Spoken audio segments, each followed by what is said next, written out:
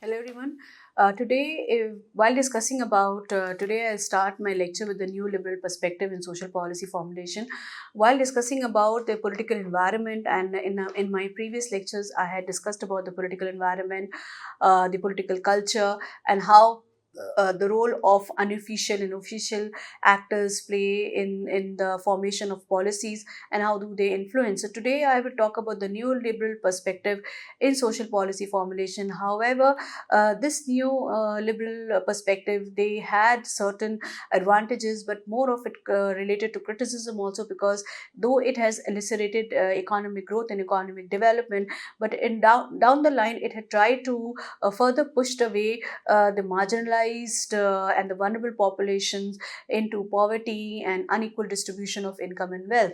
So the neoliberal perspective on social policy formulation has profoundly reshape the way government addresses social welfare services or issues, emphasizing market based solutions, individual responsibility, and minimal government intervention. Since the late 20th century, the neoliberalism has influenced policy decisions worldwide, particularly in the Western democracy. According to Harvey, two important issues with regarding to neoliberalism stands out. But before that, I would like to I would like to give a definition which Harvey itself has defined. And he has defined neoliberalism as a theory of political economy practices proposing that human well being can be best advanced by the maximization of entrepreneurial freedoms within an institutional framework characterized by private property rights, individual liberty, unencumbered markets, and free trade. So, in continuation with this definition, Harvey had also identified two important issues with regard to neoliberalism. One has been accompanied by increasing volatility within global capitalism. Secondly, neoliberalism has been a huge success from the standpoint of the upper classes. It has thus restored class positions to the ruling elites in advanced capitalist economies of US and Britain, or have created conditions for capitalist class formations as in China, India, Russia, and elsewhere. Over the decades, over the decades, neoliberalism has impacted the nature, character, and thrust on welfare provisioning for different sections of the society. It has its roots in liberalism that emphasized individual freedom, liberty, and equality. These ideas became the foundational edifice for the democratic polity in Europe, America, and most other post colonial societies. The embedded value of freedom and liberty was later transformed into neoliberalism, under which regime the primacy of the market was pushed for and widely agreed upon. So neoliberalism, encouraged market rules to govern societies with the premise that people's well-being hinges on individual initiative within the framework that institutionalizes free market, free trade, and strengthen private property rights. So the process of stepping back, is often accompanied by a corresponding method of integrating the logic of private enterprise and individual initiative and responsibility. So neoliberalism facilitated this process through the competitive practices in varied spheres of social life that often complicates life and circumstances of the deprived and vulnerable communities. So Mulale explains that neoliberalism is fundamentally hostile to social welfare, and it can ensure only minimum temporary and emergency government intervention.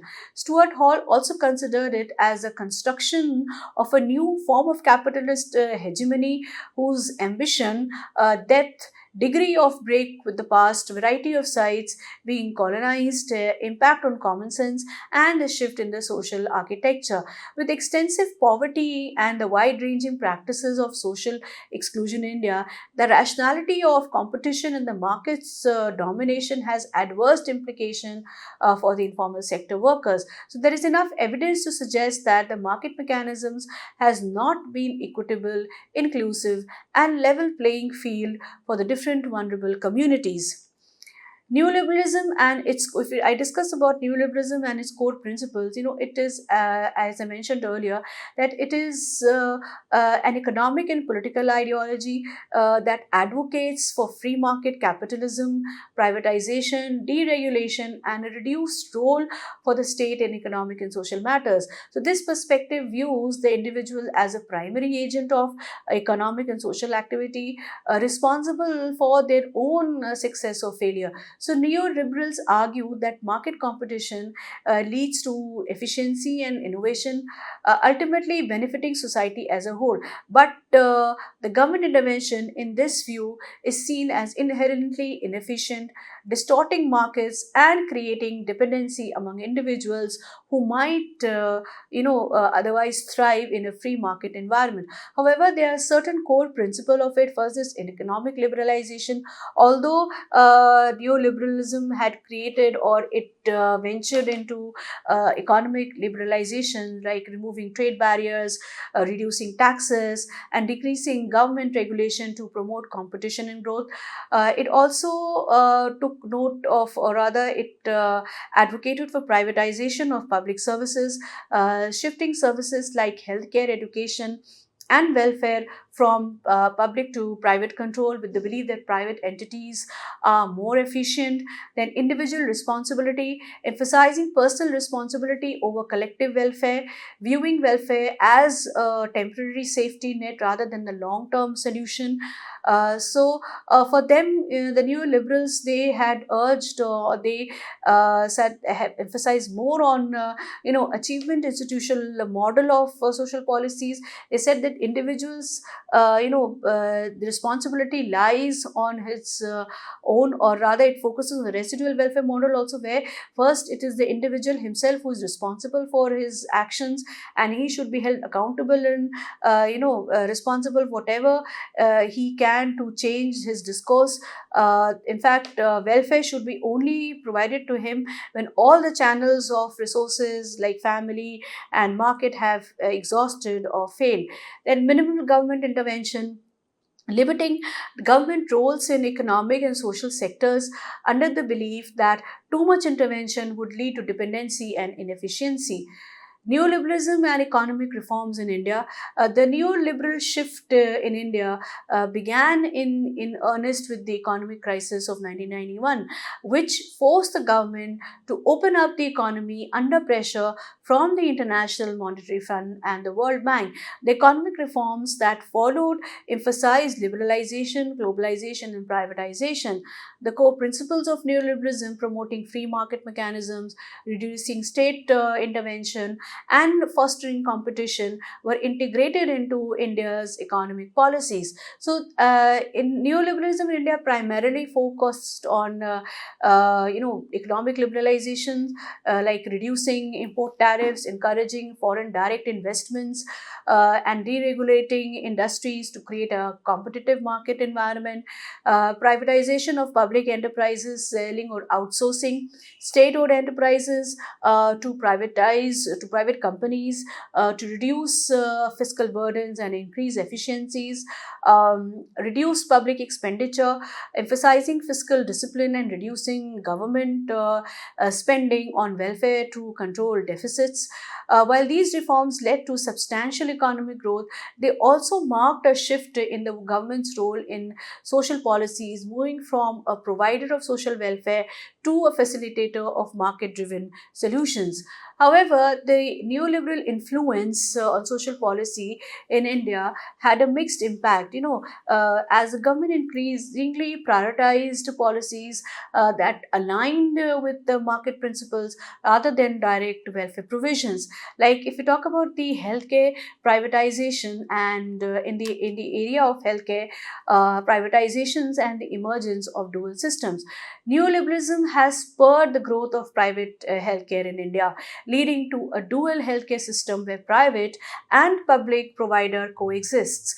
The private sector has become the primary provider of healthcare, especially in urban areas, with investments in high tech and specialized services. While this has improved access to quality care for those who can afford it, the public healthcare system remains underfunded and often inadequate, so leaving low income populations reliant on an overburdened, inefficient public sector. For example, if I say that the government launched Pradhan Mantri Jan Arogya Yojana under the Ayushman Bharat scheme in 2018, providing health insurance for low income families. While the scheme offers coverage for hospital treatments in both private and public hospitals, it emphasizes partnership with private hospitals, reflecting a neoliberal preference for public private collaboration rather than direct public provision. So critics argue that this approach prioritizes the profitability of private healthcare providers over the development of a robust public health infrastructure, thus resulting in unequal access and increasing out of pocket expenses for the poor. Now, if you talk about the education sector, again there is a privatization and expansion of private schools. So, in line with the neoliberal ideals, the education sector in India has seen a significant rise in private investment, particularly in primary and secondary education. The growth of private schools, often seen as a response to the inadequacies of the public education system, aligns with the neoliberal policies that advocate for choice, competition, and privatization, though. But neoliberalism has also influenced higher education with the proliferation of private colleges and universities, thereby providing specialized programs in fields like management and technology. However, the shift towards privatization in education has created a divide in education quality based on socioeconomic status. The private schools and universities often offer better resources and facilities than public institutions, but they are unaffordable for larger sections of the populations. The government initiatives like Right to Education Act of 2009, it has attempted to ensure access to quality education, but public schools remain again underfunded, overcrowded, and plagued by infrastructure challenges. So, as a result, education policy varies significantly, reinforcing inequality and limiting social mobility for economically disadvantaged groups. Then there had been welfare schemes, targeted benefits, and conditional cash transfers. So, neoliberalism has also influenced the structure of India's welfare programs, which have increasingly shifted from universal to targeted schemes. Welfare benefits in India have traditionally included food distribution, employment schemes, and cash transfer. However, recent policy changes emphasized mean testing and conditional benefits, aligning with the neoliberal idea of reducing fiscal expenditure on welfare.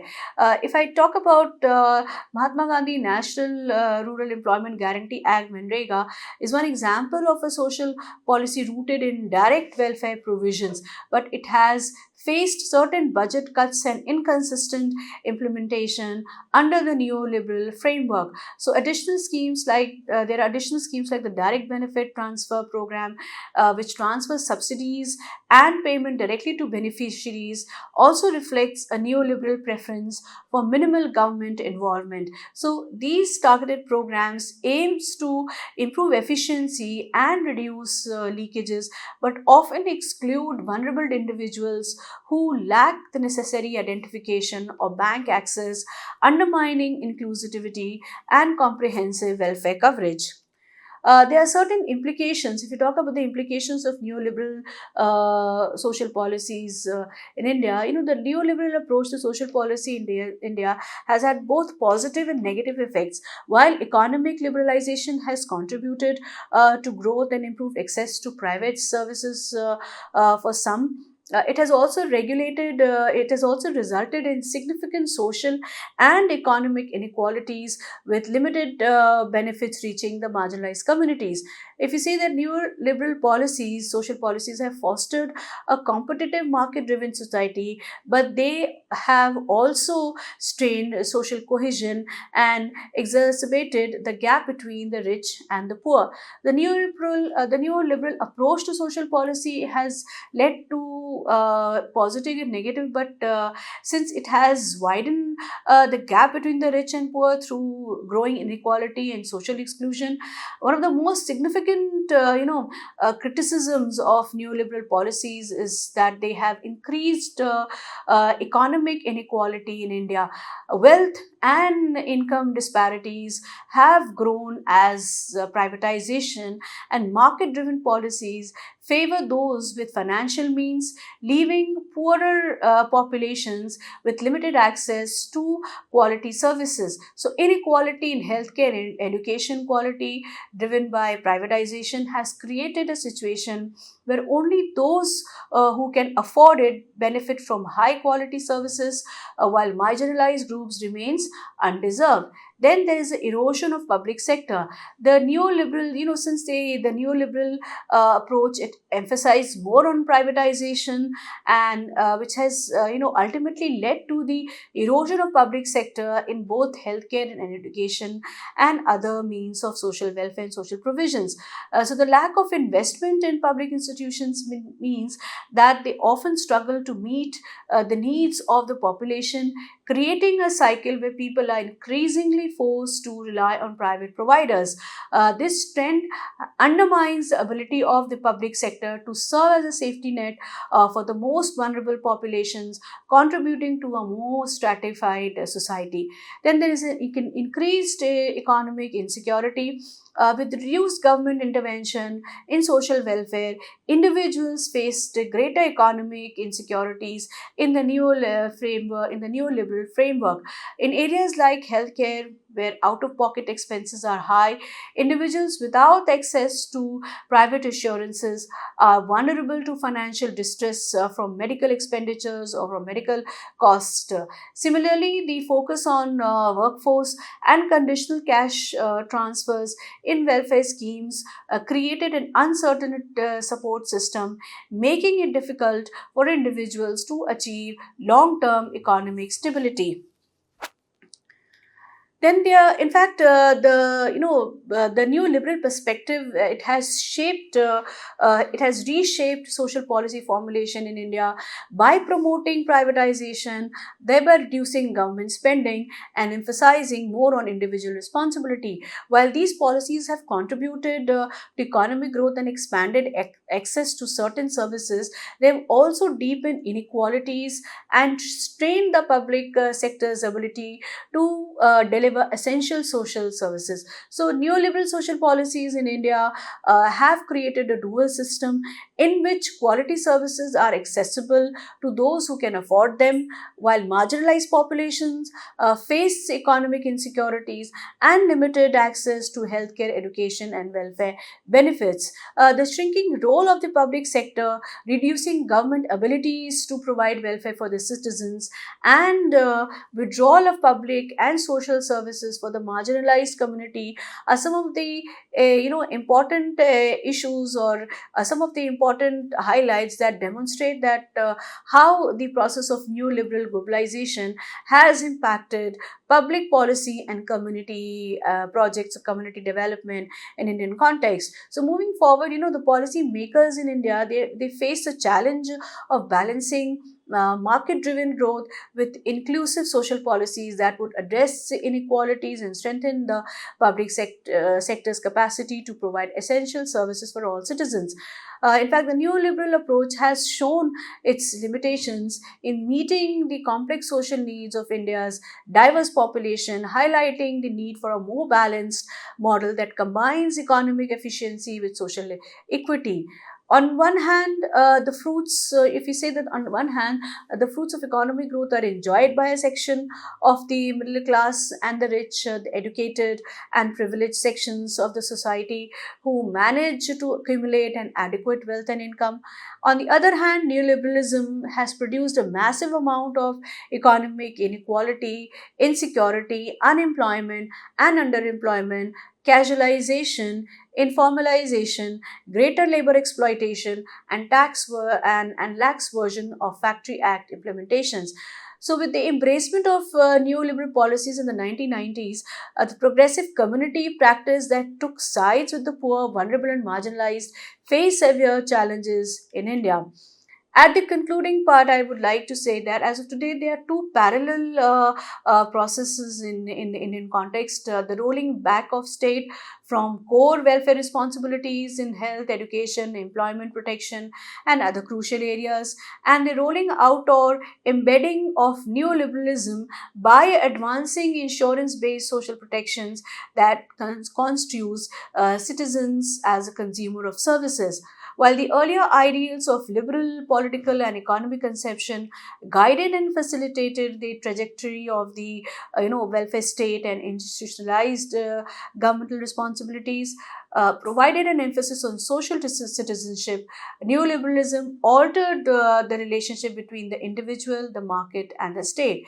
In fact, neoliberal governmentality in India is observed through parallel processes of the retreat of state intervention in the crucial arena of social security and protection, reduction in subsidy for basic necessity, and simultaneous emergence of technologies for remaking post-colonial citizen subjects into fully empowered and responsibilized neoliberal subjects.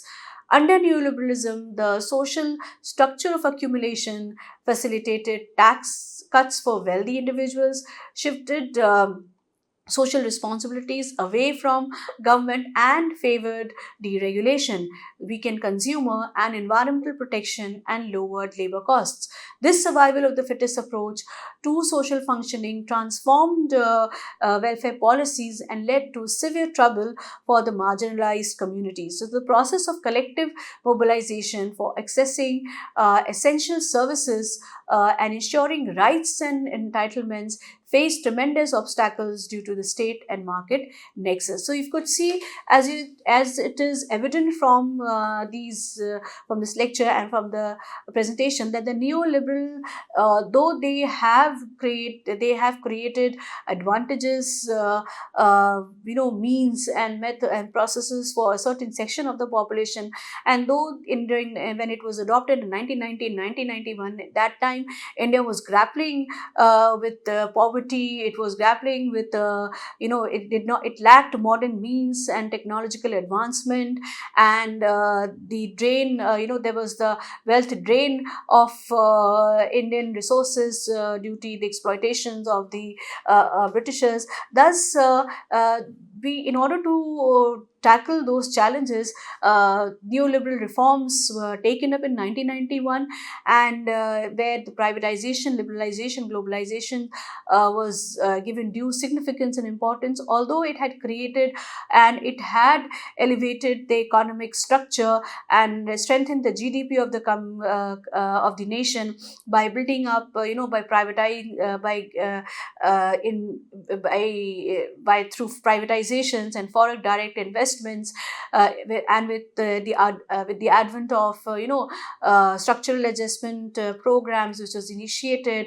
So although neoliberal reforms and neoliberal regime, the framework of neoliberal, it gave more emphasis to private parties. It focused on entrepreneurial skills. It gave much more freedom to individuals to exercise their rights. There was a freedom of choices and liberties, but it it was also evident that it just helped in gaining momentum for it just helped a fewer section of the population or of the most upper class to further accumulate their wealth. And it directly or indirectly, if we talk about the negative consequences of neoliberalism, it had further widened the gap between the rich, between the affluent and those who are marginalized, and the vulnerable populations. In a way, there were certain because it was a scene of affordability. The population who could afford private sectors, or who could have the resources to go to private sectors in healthcare and education, they had better opportunities, better healthcare system. But the vulnerable populations were further going down the drain, because they do not have those accessibility, they could not afford the expenses in order to receive better healthcare services or education, or any other such basic needs. Thus, so neoliberal policies, although they had accelerated the economic growth, but nevertheless it further divided the communities. It further created a rift between those who were affluent and the those who were affluent and those who were vulnerable and marginalized. With this, I end my today's lecture, and in my next lecture, I will take another topic. Thank you, everyone.